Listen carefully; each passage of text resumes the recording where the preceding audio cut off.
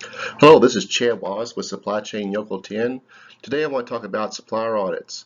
One of my first supplier audit when I was at co-op at Toyota Motor Manufacturing Kentucky, and it was an eye-opening experience and I learned quite a bit, and I want to share with you the things you can learn on a supplier audit.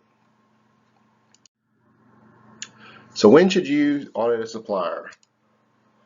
So at time it's selection, so if a sourcing team has chosen a supplier, you want to visit the supplier and learn more about the supplier, or it could be during the selection process or after selection process. If your supplier is having performance issues, you definitely want to audit the supplier and see what you can learn. If your supplier is having quality issues, that'd be a great time to audit the supplier and actually look at their quality assurance program or quality control program. So supplier delivery, what lead time is needed. So that's one thing you want to look at supplier, like to figure out the actual lead time and what your quoted lead time is.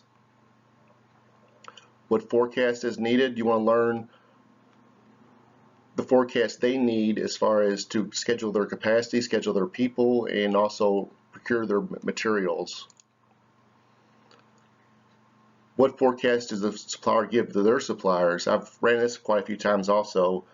You're giving your forecast to the supplier, but the supplier is not forecasting to their suppliers properly, and then the two-tier supplier is having parts issues because they didn't forecast properly to their suppliers. What is the supplier's current on-time delivery to the customers? You want to look at the supplier's on-time delivery to you and also to other customers. View packaging. Can the supplier package in the way needed? Whether, I know a lot of times people want to stay under 45 pounds or sometimes 35 pounds to make it easier on the operators and also material handling and also to stock properly in the warehouse. Can suppliers ship in small quantities as needed? To lower your inventory and also space, you want to make sure that your supplier can ship in smaller quantities.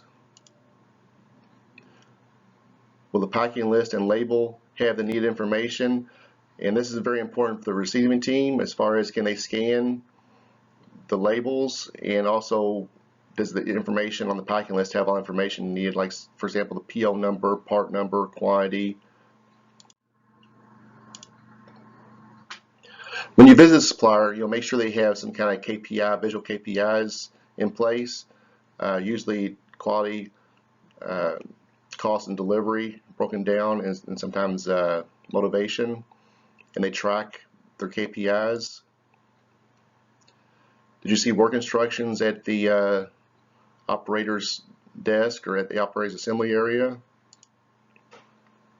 What poker yokes do they have in place as far as make sure that everything is done the correct way, and also would it fit when it gets to your facility? Was there a standard throughout the facility?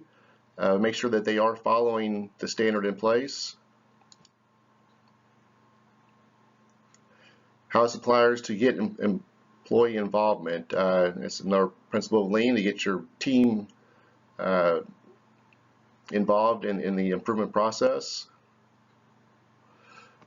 Did the plant have good lighting and good 5S?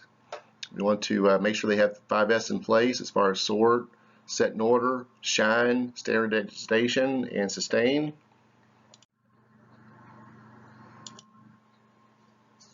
Information technology, what ERP or MRP system is used, and also a lot of customers want to see EDI, that they can send EDI or receive EDI and send ASNs, advanced notices.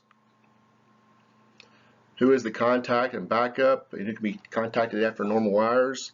Very important if you have an urgent situation that you, after working hours, that you can contact someone so they could prioritize your parts first thing in the morning or on a later shift.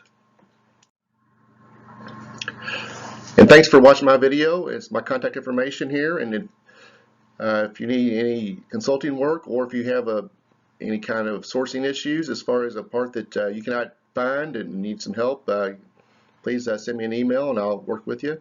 Thanks again. Be sure to like and subscribe. Thank you.